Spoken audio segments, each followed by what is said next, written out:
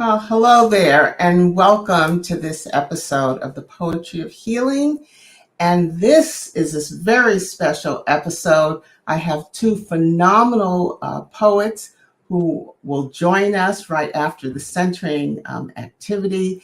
And I'm telling you, you want to stay because they are filled with energy, soul, and everything else that goes with it. So I'm going to invite you now to join me in this centering. And of course, it's an invitation. And it's to remind you that you are exactly where you're meant to be. You have nowhere else to go. You have nothing else to do. You have no one else to be but your beautiful self. And so we're going to focus on our hearts, and we're going to do heart math, focused breathing. And those of you who've been with me over the years are familiar with it. And those who this is new for you, it's very easy to follow. So we're going to use our breath and imagery of our heart to relax us and have us just melt into the space. So I invite you to lower your gaze. And if you feel comfortable, close your eyes, and you can be sitting, standing, or lying down. And I ask you to, when we take a breath in through our nose, slowly, and then out through our mouth. And so let's begin with a breath, eyes closed or gaze lowered, and take a nice deep breath in through your nose slowly, and then out through your mouth like you're blowing out a candle. Again, in through your nose and out through your mouth. Now this time, I'd like you to focus on your heart. So your heart's in the left side of your chest. You might want to put your hand there just as an anchor. And you're going to take, when you take a nice deep breath in through your nose, you can imagine your heart getting bigger. And then when you breathe out, you imagine it getting smaller. So it's like your heart's breathing for you. Take a breath in through your nose. Heart gets big, it's breathing. And out through your mouth. And then just feel the relaxation as you take a breath in through your nose. Heart gets big.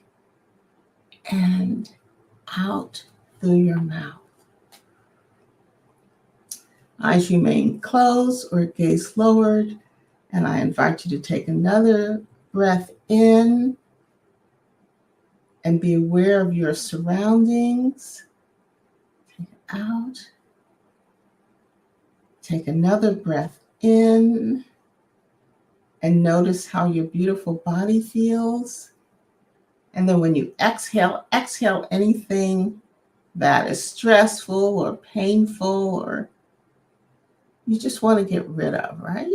Just exhale it out.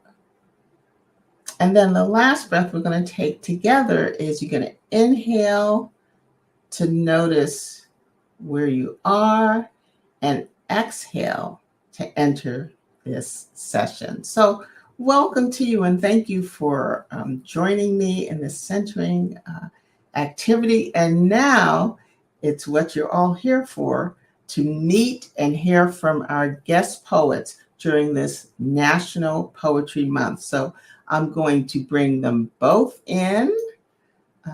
Here we go. And I want to welcome these beautiful folks. First, it's Beth, Dr. Beth Ching. And of course, a lot of you may remember Mr. Spirit Rick. So welcome to both of you. Thank you. You're welcome. So we're gonna, the viewers really want to hear from you and the beautiful work that you have created. So I'm going to start with Beth. Beth, would you kindly tell us a little bit about yourself and how you came to start writing poetry? Great. Thank Thank you, you. Dr. Van. Paulina, thank you so much. I just want to thank you so much for the honor of being on your show.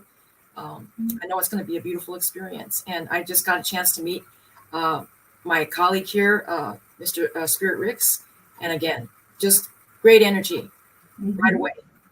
So my name is, Paulina mentioned, is Elizabeth Chang. Please call me Beth. And I was sharing with Paulina that I actually started writing poetry when I had an opportunity to live in Austin, Texas, in the late 80s, early 90s. My husband is a native of Texas. And so I was there in Austin for about 6 years. And when I was there in the late 80s, early 90s, it's a university town, beautiful, wonderful energy also. The third, like the music capital of the US in many respects. And I started writing poetry because I needed a creative outlet. And honestly, at the time, I wasn't a student there at University of Texas, Austin. So at that point, there weren't any opportunities for me to join a poetry group that was racially identified as, like myself, I identify as an Asian American. And so I met a wonderful poet, Evelyn, and she was the leader of what was called the Catfish Poet Society in Austin, Texas. And it was an African American poetry group. And they were so generous of heart and generous of spirit that they allowed me, as not someone that identifies that way, to join their group. And every week we would have a theme. We'd have a prompt. So for instance, the prompt might be the first time you were away from home. And then we would just write a poem about that theme. And so that's always been my process now. If I have a theme, something will come to me and then I'll write it. And so that's always been my process. So I get ideas around, things will kind of percolate. I'm interested in hearing Spirit's process of writing poetry, but something will percolate. And then, like many people in the arts, it's something that you have to do. You don't have a choice about it, right? It comes out in some form or another. And for me, for writing poetry, that's how it comes out. So I'm going to save the rest of my introduction for my signature poem, because it talks about how I identify, etc. And I would like to hand it back to Paulina. Thank you. Thank you very much. Very interesting. Yes. And Spirit, can you share your story with us? Well, first of all, blessings, grand rising to all the great souls. I'm in California and I had to sit in the backyard to enjoy this. So, Auntie, thank you once again. When I met Beth and when I met Dr. Van Pauline, the first thing I noticed was all these initials behind your names. And I want to say that because you are educated, you guys are disciplined. My education came from a different place. I'm a 1.3 GPA from high school, never returned to college, no formal education at all. So the material, the book that I wrote, the material that I wrote is more of a miracle in my view. At my age, to sit down and to be able to articulate my beliefs and thoughts. So this is a new journey for me at this age, to be able to take words and to become a wordsmith and to be able to people to leave them better than we found them. Mm-hmm. So my testimony is real short. Well, and Spirit, I really appreciate the transparency and vulnerability that you have expressed. What I do know, because I know each of you individually, what I do know is that for each of you, these words have come from your heart. Yes. These are not head poems. These are heart poems. Yes. And so when something comes from your heart, it doesn't matter if you have a GED or a PhD. Okay? Let the church say amen. Because what you're doing is your heart speaks to other hearts. Yes. And that's where the human connection happens. So we're not going to wait any longer, but I will say for the viewers who have just joined us, we have two phenomenal poets during this National Poetry Day who are going to share the words from their hearts. And so we already agreed that ladies go first. So Beth, you're on, and I'm going to put up a picture of your book cover as you introduce your work. Thank you so much. Thank you, Dr. Van. This is my book. It has poetry, prose, and artwork, all done by myself. And that's very strategic of me because I don't want to deal with any copyright issues. So it's all for me. I wrote this during this poem I wrote in 2019, and I wrote the book in 2020 when many of us were not allowed. It was right during right in the middle of the pandemic, and that was the time that I couldn't do research. So I said, let me try and be productive, and I ended up writing a non-academic piece. So this comes from my book, Next 10 Exits, Reflections on Race and Resilience in Vallejo, California. I'm from Vallejo, California. And the poem, again, as I mentioned to you, I wrote it in 2019, and it's called No Need to Manufacture Soul. So Beth, there may be people watching who have your book. So would you tell us what page it's on? Yes, it's on page 40. It begins on page 40. And I'm going to go ahead and start it. Thank you so much, Dr. Van. I appreciate it. Okay. I usually do the standing up, so it might come out a little bit different. But you can stand up. I'm standing up. You're going to see some places on my body that you're not going to see the way the camera is showing. Okay, all right. I'm going to stay put right now. Okay. So let it flow, Beth. Let it flow. Thank you, Spirit, my friend. Okay, no need to manufacture soul. This poem was the impetus to write this book. Some things cannot be taught, and having soul is one of them. Got triggered again in dance class. You see, been taking what started as a Zumba class has morphed into a hip-hop-esque Afro-Latin dance class. The dance instructor of color, mad talented and half my age. But she got to manufacture soul to the mainly white with a sprinkling of Asian and Latinx sisters in the rapidly gentrifying city of Oakland, where my son was born 15 years ago. Me, I'm from Vallejo, California. One industry, manufacturing, working class town. The naval shipyard got closed in 1996. Then the city went bankrupt, the school district taken over by the state. 25 miles north of Oakland, but might as well be 2,500. Born in 1962, but no need for the instructor to tell me how to say, hey, when I'm feeling it. Only one in class wearing high-top basketball shoes, because dancing on hardwood floors, just like the Hogan High Gym, I played basketball, badminton, and went to dances.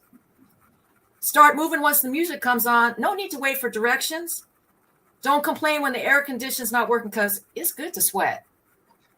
Felt like cursing out a few white women on separate occasions when they told me to move because they need, quote, more space, unquote. I never had a problem when dancing in my hometown, where it's a quarter each of Asian Pacific American, Latinx, African American, and white people. Got to class with my Warrior shirt on. My son said, have to rep Oakland since it's the last year the team's here. We're in the middle of the NBA playoffs with 40 dancers, and I'm the only one for Golden State for real. Are these folks from Oakland? No need to translate the Latin trap songs, as I understand Spanish and I learned how to cumbia in Texas, where my husband's from. Closer to my generation, Sly Stone, Confunction, E40, Baby Bash. Neff the Pharaoh, SOB, RBE, and Her, closer to my son's generation, all from Vallejo, now with population 122,000. The city good to grow up in, but now police killing people of color in record numbers. Dancing once a week on Saturday used to be my therapy. Now my son Antonio says, Mom, you should take class somewhere else. Creature of habit in my middle age. Plus so convenient. Too far to drive 50 miles round trip to the V-Town, which taught me about resilience, like how to stay on beat when I can't remember the step. how to give a eulogy at age 19 for my eldest brother who died of alcoholism at the age of 29, how to make my way down a Soul Train line, how to wear down a path in a shag carpet while Filipino friends taught me how to cha-cha when I was 15 years old, just like Antonio, how to slow dance under a blue light basement party where we would dance off Earth, Wind, and Fire cameo on the Commodores. Remember Brick House? No need to tell me between songs to give someone a high five. Save it for those women that need aerobic shoes, choreographic directions, air conditioning, more space. Just pump up the volume. Like I said before, I'm from Vallejo. And this is where I'm supposed to drop the mic, but I don't have a mic to drop. This was oh my goodness. Beth, Yeah. I wanted to start dancing during I mean, your rhythm and the words, and Thank you all. wow. See, this is why I started writing poetry with people that were generous of spirit. Before we say BIPOC folks, right? Because you know, when I've read, honestly, being transparent, when I've read this to a crowd that's mainly the dominant culture, so a lot of white folks, nobody claps, nobody. I mean, you know what I mean? It's kind of it's rare. I mean, there's shows of appreciation. Don't get me wrong, I appreciate that, but you know, as a poet, that feeds your spirit when people respond to your work. And so sometimes I don't get fed, you know, in terms of the response. So I really appreciate you all, because that really feeds my spirit also. Well, Beth, I do want, and we've all had that experience. You share something from your heart, and then there's just silence. Right. But what I learned, and I learned this from my pastor. He's been on the show several times, and he's Bishop Keith Clark. And what I learned from him is that, well, I learned this about men, but I think it can apply to anybody. And that is, when you've done something, said something, and there's silence, it doesn't mean that the person hasn't heard you, sure, or that they're judging what you said. They're just processing. Sure. You know? So I understand that. As an Asian American person, that's what I often have to tell some of my colleagues that don't identify as Asian Pacific Islanders, that sometimes people think there's a passivity around Asian students, and it's not that people aren't receiving the information. But I'm just saying, I guess I have a preference for people that preference for an audience that is that I could that's there's responsive. Some two-way experience after me. Responsive, yes. Yeah. What do you think about that poem, Spirit? What came to you at first? Because I saw you rocking, you know. So look, first of all, written word is about a story that can take you on a journey. You took me on a journey. I was raised in Oakland, and you took me on a journey, and you know, when I feel something that's real, the tears of joy begin to fall. You took me on a journey that had me in that place in time, because it appears that our ages are similar. So that history, which you made reference to, sparked things within inside of me to say, I remember that. I remember that. Then it brought me to the present and brought me to a place to say, and look at where you are today, young man. So I appreciate your words, because your words reflect my journey. Time and places, experience. So that was a rock, especially in the basement with the globe going and the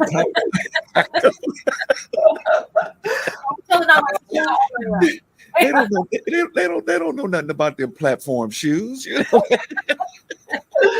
Oh, this is wonderful. Well, I just want to let the viewers who have just joined us, I want you to know that we are celebrating National Poetry Yeah. month, and we have two phenomenal poets. And Beth just read her poet from out of Vallejo, California. So now we're going to come back to Oakland and see what Spirit has for us. Okay. So, listening audience, your hostess with the most just threw me a curveball, but I've been at that before, so we gonna work this. My writings has a song in it called "Changed Up" that was wrote by myself, Joshua Fisher, who I reference as Wisdom, and his wife Jocelyn. And so I am going to read a part of the lyrical content from the writings of the song Changed Up. At 64 years of age, I am humbled and honored to show you a glimpse of my spiritual walk. Are you ready for a virtuous solution from the garden of pollution? I went by, I don't know, but now I know who I am. See, I'm a virtuous man. To follow the words of the plan ain't not the ways of the land. See, I'm anointed. None of these voices guide my choices. Meant this repentance.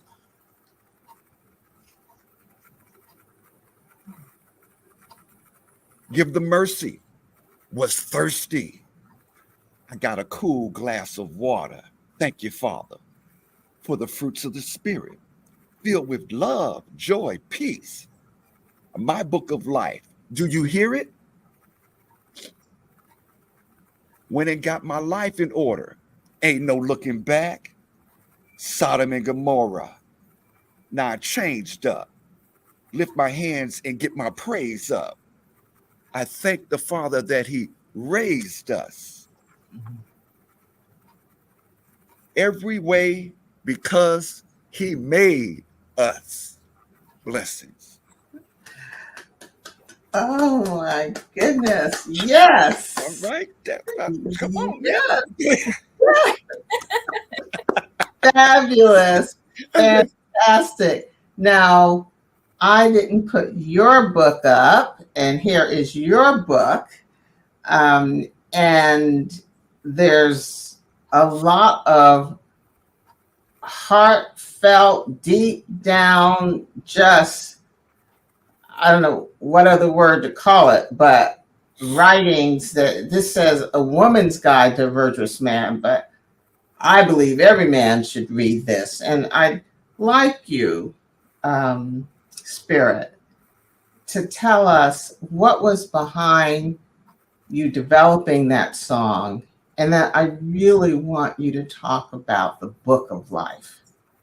I just think that is so instructive. Anything you want to say about how the book of life impacts our daily walk or anything. Mm-hmm. So, relating to the book of life in my writings, I had the blessing of having a vision, and I believe we all have visions. We all hear things that sometimes we get quiet enough and let our soul speak to us, we'll hear some great things.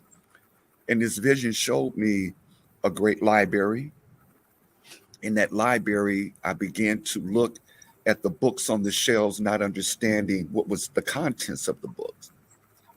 As I traveled through the library, I saw a large conference table, and in the center of that conference table was a book with a great light that shined down upon it. As I began to draw closer to the book, I immediately realized that this book was my book of life. I got to the conference table, I looked to the down one side of it and down the other, and the table went on for an eternity. But here sat my book in the middle with this great light on it. As I began to flip the pages from the day of my youthfulness becoming conscious, I could begin to read my interpretation and my thoughts And my words, even if I didn't speak it, yet if it was a thought within my heart, it was wrote. As time went on and I matured and I began to see where seeds were planted in me that weren't virtuous, that weren't proper, I began to see the fruit of that information later in my life. And the fruit of it, I would begin to eat, and I became very shame. And as I'm reading this book, flipping through the pages, I could literally feel the shame from the choices that I had made. I continue to flip and I come to my present. And in my present, the vision is being wrote down that I'm having. So I began to go and I began to flip pages of the future. I flipped and I flipped and I flipped and I flipped in this conference table, and the pages of my future went on for an eternity. When I decided to stop flipping because of being tired, the common denominator on every page of my future was that it was blank. At that moment, a pen entered into my mouth and my soul spoke to me and said, "You are the author of this book. This is your book of life. You're responsible for what's wrote in it. Everything is recorded. You cannot change anything." And I want to go back. There was a moment where I read something that I was so extremely ashamed of that I attempted to put my hand and smear the words out. And this 4-foot block diamond came in between my hand and the words of my life and said, "It's wrote. You can't change it, can't divert it, live with it."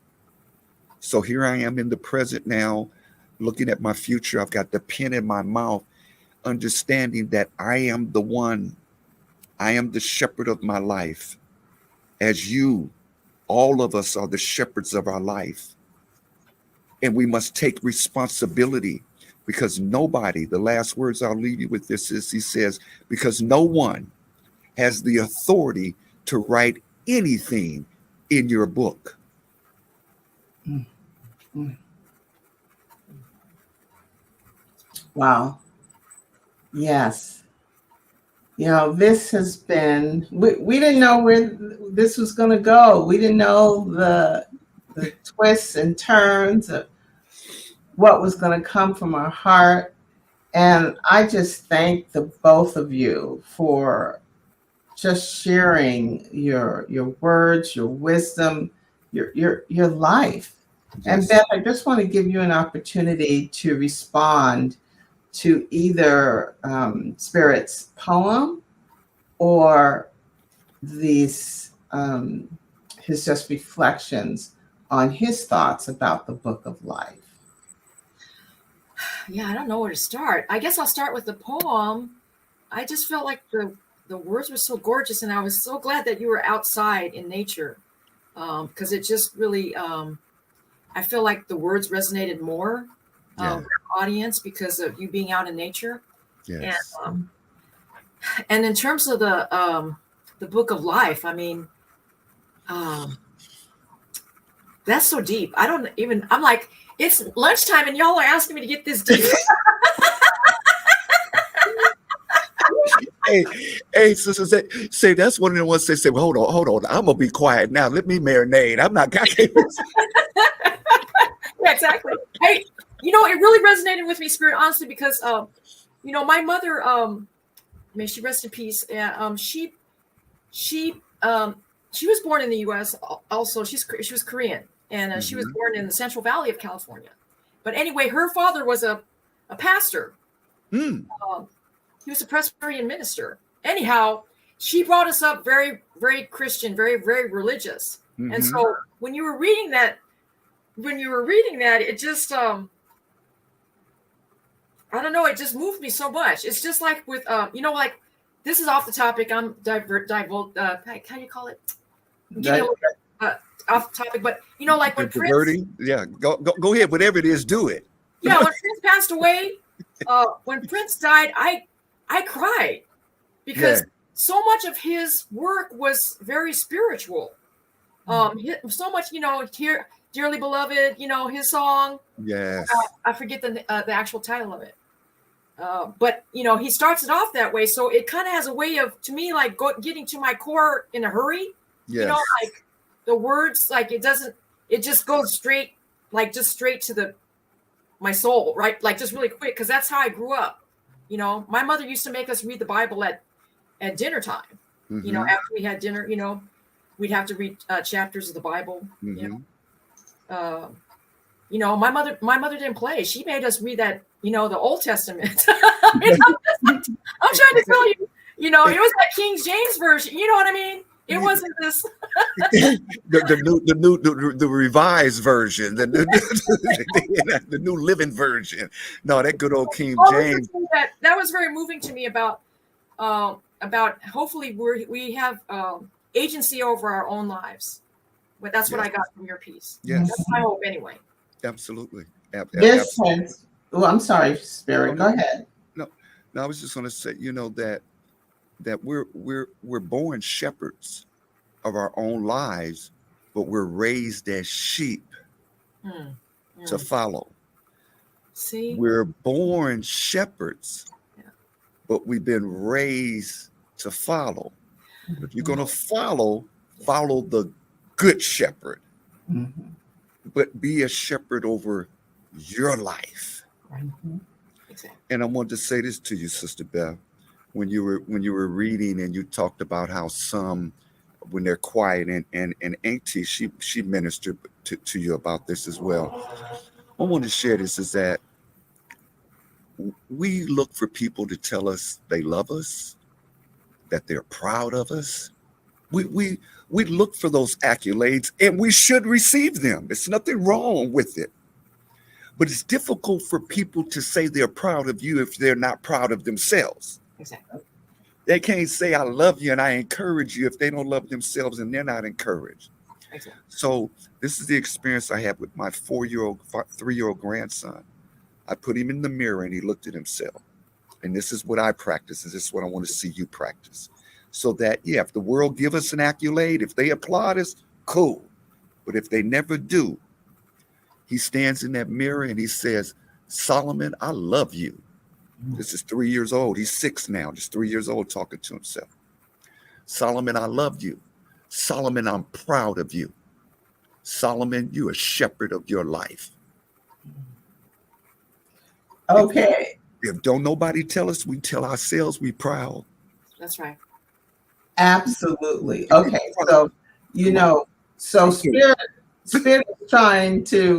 Spirit's trying to start a part 2 of this. So I'm gonna have to, it's time for me to bring this episode to a close. But viewers, I know my heart was filled, my soul was stirred, I've been energized, and I just hope that you enjoyed this experience of these 2 phenomenal poets. And I hope we've shown you that poetry does not have to be esoteric and not being able to be understood. It doesn't even have to rhyme.